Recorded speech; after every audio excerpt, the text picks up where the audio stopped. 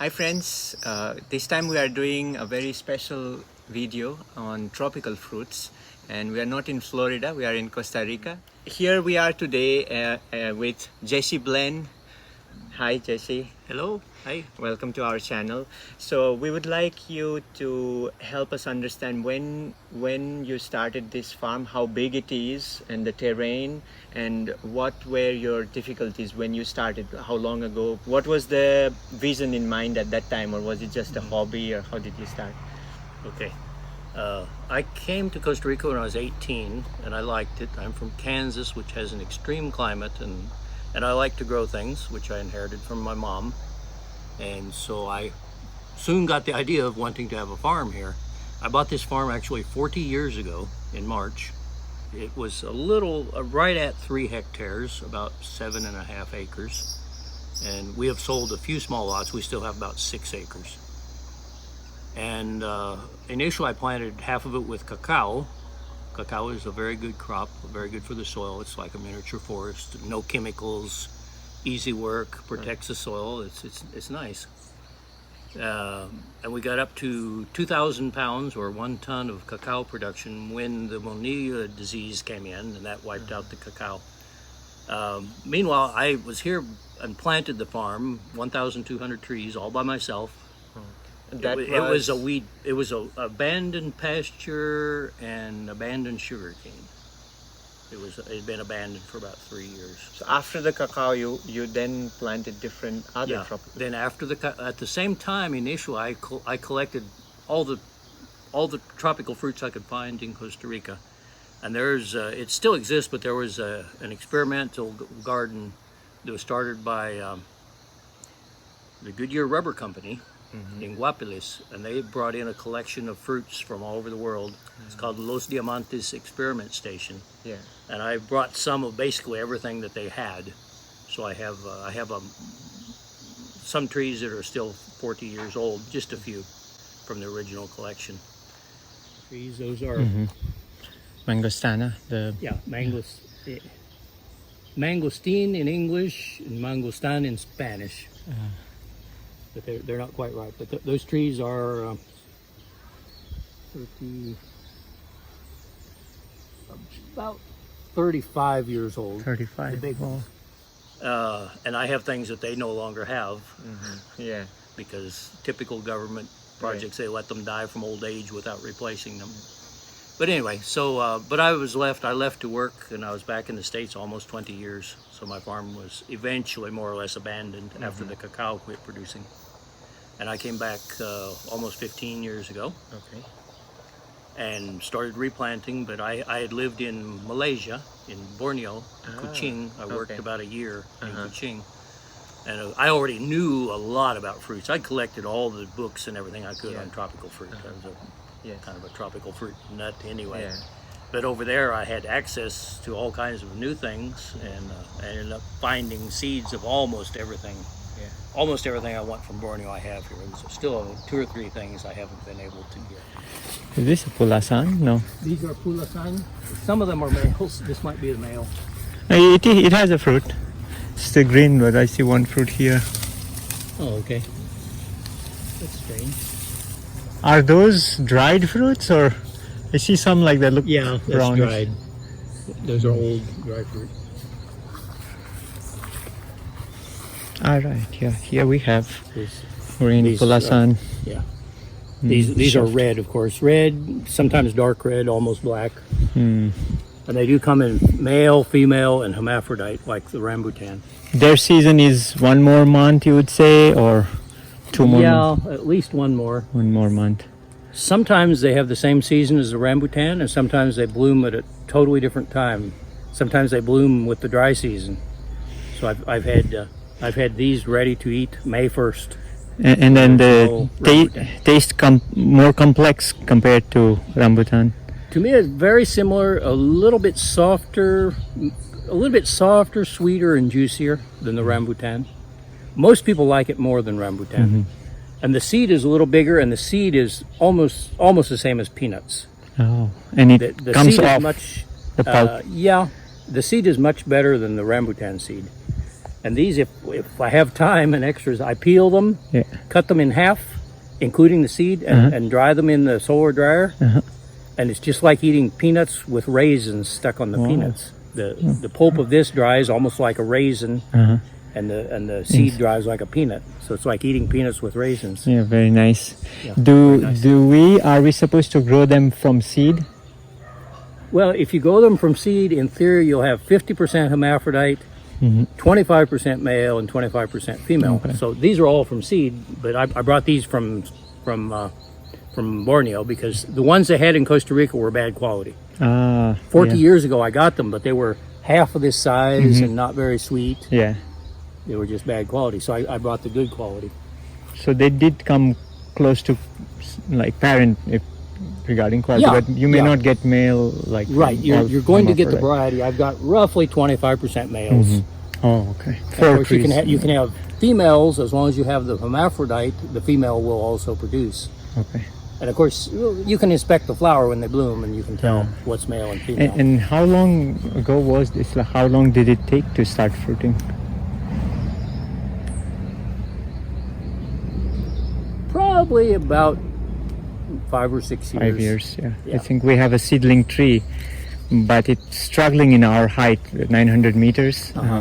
We planted in July, went through the rainy season, and we came back July to check. It was the upper half had died. It was like 6 feet, now it's 3 feet. Kind of struggling, so maybe it's better in the lower altitudes like you had. And I tried with rambutan. The aerators are super easy. It's amazing how fast they grow roots in the aerators. So for rambutan and Pulasan, I would make aerators from hermaphrodite trees. It would be very quick, and you can make this whole branch. Whole branch, yeah. You can make this whole branch, or down to here. You can make any size aerator you want. You could make a 10-foot high aerator, and it would produce the next year. Right. I made aerators with the FIJI Longan, and they were producing the next year. Wow, very nice. But I made the aerator of the Olosapu, and it was producing in 3-4 years. 12 years. So this is a botanical garden. 2 years ago we had 220 species. Now we probably have at least 230. I haven't counted again. Maybe more. Very good. And you said that it was abandoned, and then 15 years ago you started again planting all the seeds. Right. Originally it was abandoned too when I started, and then when I came back it was abandoned. It had been abandoned, more or less abandoned, for almost 10 years. Okay.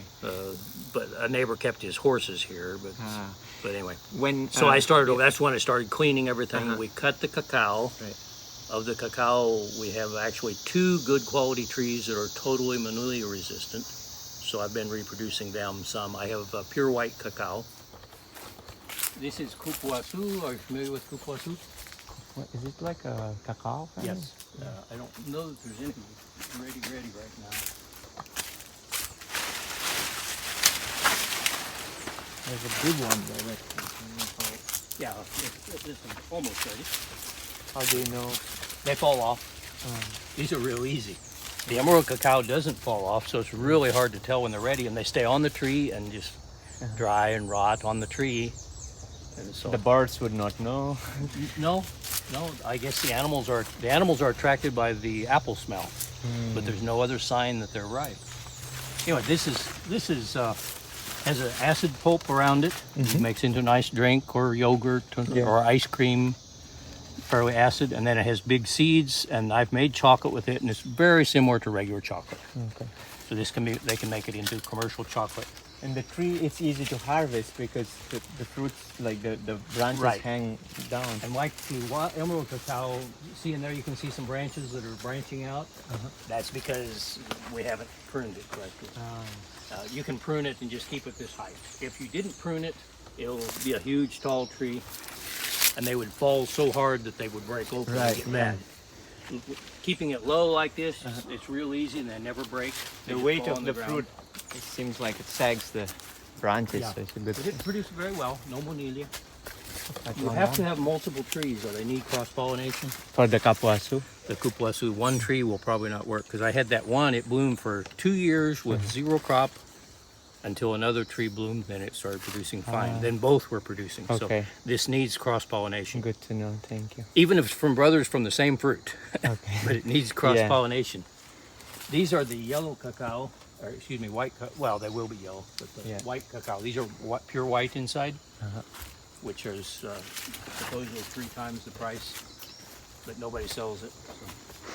So it makes a mild cacao. Mild chocolate, very mild, which I like. Which one has the sweetest flesh inside? The cacaos. Yeah. The regular cacao. Regular ones. Yeah. These, are you familiar with Pataxte? The white, bicolor. Tricolor. Right. Bicolor.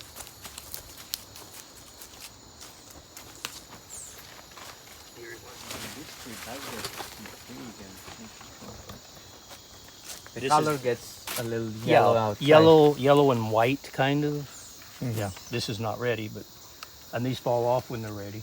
I picked one up the other day. The tree gets, like, does it grow pretty fast, or this is looks Yeah, like it grows fast. This one has been cut. Some, I have new ones over there. Is this 15 years old at least? Well, almost everything is less than 15. So this is maybe at least 10 years old. I'll show you. We have a wild cacao. You need to see this. Our wild cacao. The emerald. Emerald cacao. Yeah. Yeah. Well, you need to see it. I've got some there. And I just, dedicated most of the farm is just, collections of small amounts. I've actually tried to emphasize durians. I've got more different durians and a better collection of durians than of anything else. And I keep on experimenting. In the 15 years that I've been back, finally 2 years ago we made a first tiny profit. Yeah. Tiny profit. So it's been difficult. When we come from Florida, like we have a garden in south of Florida, we find that the soil is rich here, but the rains are also, like, we hear a lot about, the rains will wash out all the nutrients from the soil. So what were your challenges compared to, like, gardening in Kansas, or like what did you find different? And for someone who is starting anew, like us, like we've just bought a big farm, and it's hilly. Obviously, Costa Rica, nothing will be like all flat. But what were your challenges? And then we have a different season, dry season for 4 or 5 months, where you don't know if you start planting from pot, like if you don't have irrigation, then we're thinking all those things. So I would like to know, and someone who is just starting would like to know, what did you do in those days to protect them during dry season, and how did you plant in the slopes, which was different from planting in flat? Well, our farm is not really steep. We have slopes, but it's relatively flat, so that makes it easy. The first thing I did, I took a level and I made a level trail from one end of the farm to the other. Okay.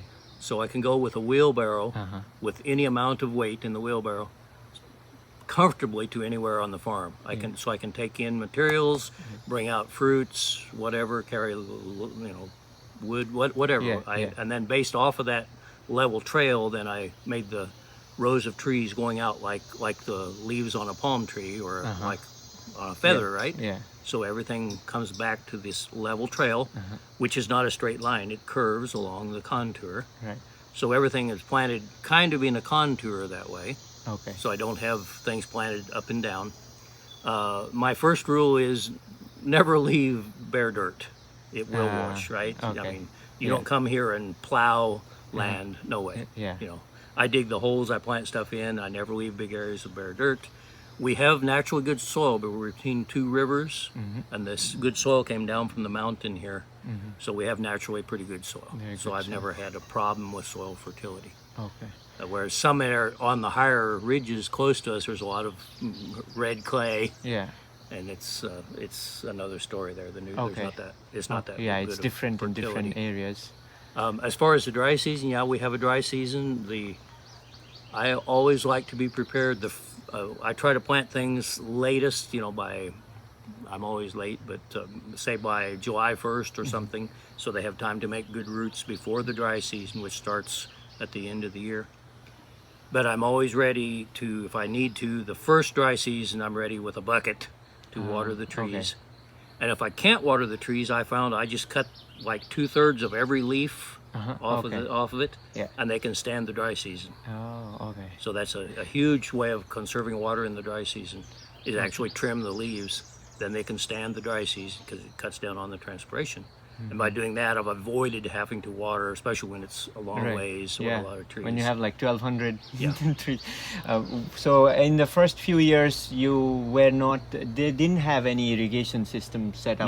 No, I didn't actually have water or very much. The neighbors had a water pipe going by, and I put a T on it so I could have drinking water, but I did not have irrigation water. Okay, very good. So it is inspiring because it's possible without a big expensive irrigation setup. Yeah, and especially the cacao.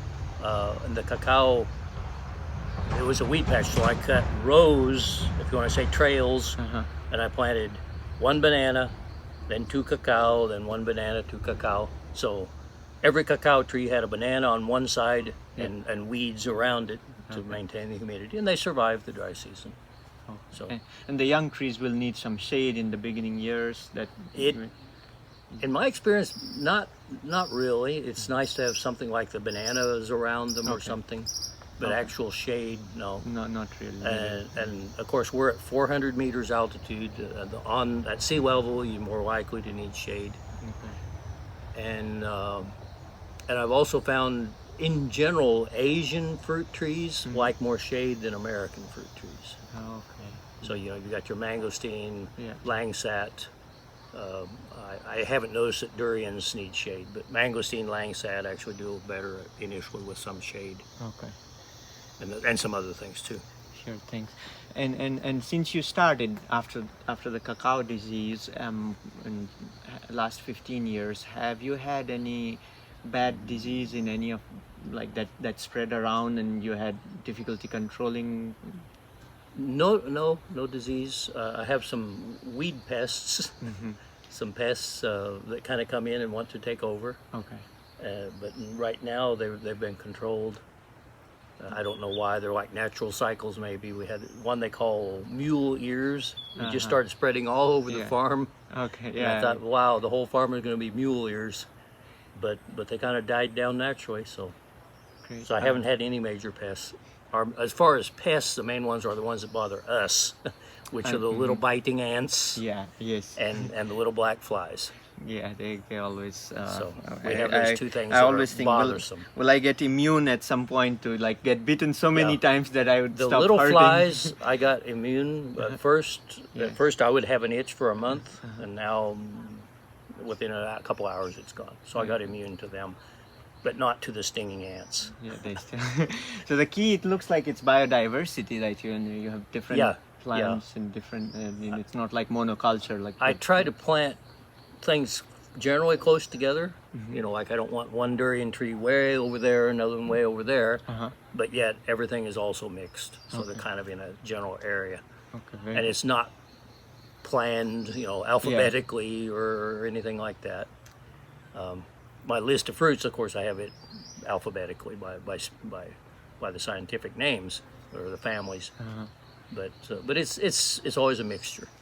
And we like fruit trees. We like to eat fruits, and that's our basic. But we also have a big farm, and I sometimes think that at some point, if it's too much for us to eat, we're thinking maybe we need a dehydrator. We can dehydrate and store for later. That's one thing I'm thinking. What is the market for the fruit? You said only last 2 years you actually had a profit out of them. For someone who is just starting, do you encourage it to think commercially from the very beginning, or what's the market in Perez Celedon right now? We it's not the whole of Costa Rica, but we can't sell far away. Yeah, I personally don't sell in the market. I didn't have a car until like 3 years ago. Yeah. I sell especially to one man who sells in the main market, and he's a good customer for us. But there's some things that definitely, if you want to go commercially, there's some things that will definitely do better commercially. SALAK, snake fruit, it'll be producing within 3 years. You'll have a crop you can sell. It produces 8 or 10 months out of the year. What we produce We sell like 30 kilos a week or something, but lots of times that's enough to pay the worker. Yeah, yeah, of course.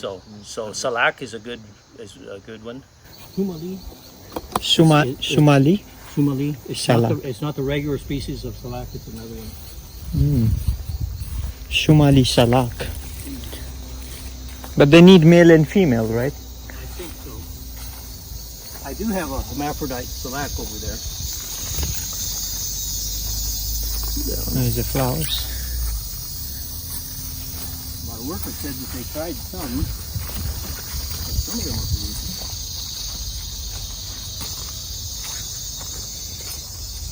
More SALAKs here. No, they didn't have FIJI Longan. I brought in FIJI Longan. FIJI Longan is the main things we're planting with thinking of selling are Durian, SALAK, FIJI Longan, and TARAP. Okay. TARAP, which they call, I think, marang in the Philippines. Yes. Yeah. So yeah, durian for sure. I heard that the price per kilo is way higher than any other like you would get from selling other things and like bananas. It's going up and up. Yeah. Growing fruits, it's not for the money, but you can eventually make money. But some things like the durians, I have durian trees that are 15 years old and haven't fruited yet. I would, now that grafted trees are available, I would definitely go grafted. Not just probably for quicker crops, because I don't know yet. I don't know how long a grafted durian takes to produce here. But I've had them produce at 8 years. If they're not by 12, it's probably not a variety worth working with. But it takes a lot of patience, a lot of investment. It's you can do it slowly, but plan on making money doing something else. Here with our climate and all this rain, because we've got the driest year I ever measured was 140 inches of rain. And a friend measured last year, or the last 2 years, she got 300 inches of rain a year, which what happens when we have the effect of the hurricanes. But, normal is around 200 inches of rain a year here. So that's a lot of rain. Growing vegetables is almost out of the picture unless it's in a greenhouse, so. And it's hard to make money in a greenhouse because you're competing with other people nearer the city and everything. It is hard to make money. So it's basically a hobby that maybe eventually turn into some financial. And now the other aspect, which has really made the difference for us, is the nursery. Okay. Because we have all these, and they have gradually produced now. Roughly half of our income is from selling fruit trees in the nursery. Okay. So that is one way to make money with a fairly small piece of property. You'd still need a few acres to have the variety of mother trees to be grafting from and to show people what they are. But if you want to say, our salvation has been the fruit nursery. Okay. And probably we also miss like in the US we have websites where people just can like subscribe to weekly fruits. That I don't see because it's mainly farmers market based right now. And that way you may have to dedicate your whole time, which we all don't have to, time to harvest and go and sell. So once more and more people are interested in fruits, maybe in future we will have like such system where people can buy from websites and get delivered as well. Yeah, that's a possibility. We haven't tried it. I mean, I'm busy doing other things too to make a living. So yes, same with us. We both will be working our own like different jobs, online jobs. I have to go offline, try it every month. But then it's so interesting to have this vista open for so many different varieties of fruit trees. It's not limited. We are in the US, that the climate wise as well. It looks like it's tropical, but if you are a little bit in the altitude, you may even be able to grow things that need some chill hours. So it increases broadens how many varieties you can grow. Yeah, here I'm always experimenting. I have 5 varieties of low chill blueberries that I just got. I've got strawberries that do good here. I've got some low chill raspberries and blackberries. I've got a European chestnut tree over here that has actually bloomed 4 years. Wow. with Yeah. zero chilling. I mean, Yeah. it's never below 65 degrees Yeah. here ever, but yet it has bloomed fairly consistently.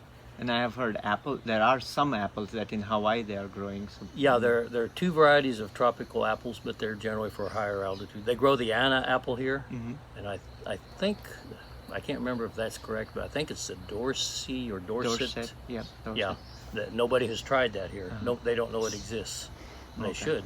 Yeah. It's possible that could actually grow down at lower altitude than the Anna, maybe. Right. Yeah. So it'd Yeah. be worth testing. I'm keeping a close eye on folks connected with another thing that we don't have here is rare fruit councils that we have in California, we have in Florida, different states in Florida. They actually let us know like what has grown. They have experimented for years, like farms like yours where you have experimented for so many years. That's a lot of valuable information. Yeah. I was in the Homestead Rare Fruit Growers. Yes. I only went to one meeting, but we got the bulletins, so it's nice communication. Yes. Yeah. And When Bill Whitman was Bill Whitman, he when was Bill Whitman experimenting with alive, so many yeah. things. Yeah. Yeah, I've got his book, you 50 Years with Tropical Fruit or something like Julia that. Morton's as well. Yeah, Yeah. yeah. Her book, Fruits of Warm Climates. Yeah. So I have a collection of one of the very best books on tropical fruits. You may not have seen it. I have it here. It's in Spanish, called El Árbol. No, I haven't heard. Okay. It's actually published in Costa Rica. It's really good. It's like a one page, one page on each fruit, but it's got a very high variety of fruits. I found I can show it to you. in Brazil they have collected and worked on making different varieties of different. Here they focused on pineapples and bananas for a long time. Yeah. So that hasn't been to hybridize and make better varieties of. Right. It's short-sighted. I also saw that video that the Rambai and Tampoi, like a new fruit. Yeah. And it's not mature yet, but it's like in a couple months. Now I didn't make that cross. It crossed naturally. natural. But I'm watching and I saw, okay, these are different. I have to plant them. Okay. So there were 14 hybrids planted, and the one has fruit. Most of them, that's a long story. The Tampoi gets I think they call it a cancer on the trunk. It's a disease. Yeah. That is a serious disease, by the way. But it's on very few of the trees. But it's on the Tampoi really bad. So that slows down some things I would like to do. But we'll see. By September, is there ripening season? Well, everything varies. So yeah, those will probably be ready in 2 or 3 weeks or something. 2-3 weeks. Yeah. Okay. Yeah. And they are themselves. I don't think I had any male Tampoi that bloomed. So they are crossed back with their mother. So it's a Tampoi with Rambai. Okay. But the seeds from those are going to be Tampoi with Rambai. Okay. So they're going to be more like the Rambai probably. These have the color is like the Tampoi, but maybe the babies from these will be back to the nice yellow color, so you can tell when they're ripe. It'll be a new species. And they fruit in 3-4 years. More than 3 or 4. It's probably 6 or something. That could be an experiment. Yeah.